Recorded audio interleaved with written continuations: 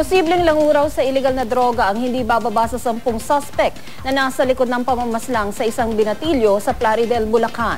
Sa ngayon, inihahanda na ang kasong murder laban sa dalawang namalo ng bato at baseball bat sa biktima. Balitang hatid ni Marisol Abduraman, exclusive. Pag ginawa siya sa buhay po yan.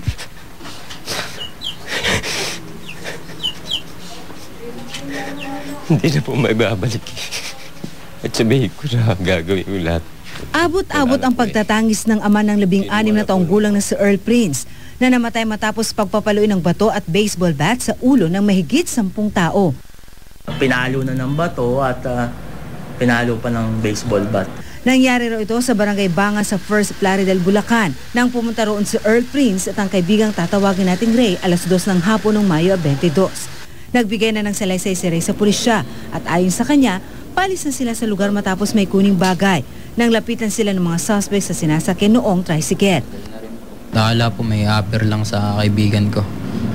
Tapos yun, hinampas na po pala siya ng bato. Hinataw na siya sa bibig. Tapos dun, nakita ko, tanggal na talaga yung ngipin ni Prince.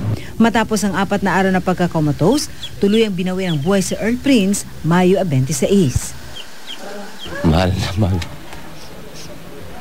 Kasi po siya ang unang anak ko.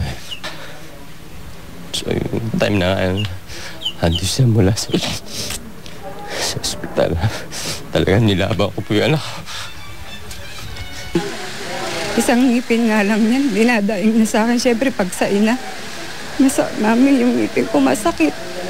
What more, pinalo nila, tanggal lahat ng ngipin ng anak.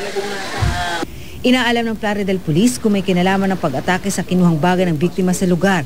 Hinala ng mga pulis, drug addict ang mga suspect. Katunayan, last month, nag-apply kami ng search warrant doon.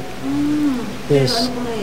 Positive, marami ko nakuha doon. Inihahanda na ang reklamong murder laban sa dalawang suspect na kinilala ng kaibigan ng biktima para ma-issue sila ng arrest warrant. Marisol Abduraman, GMA News.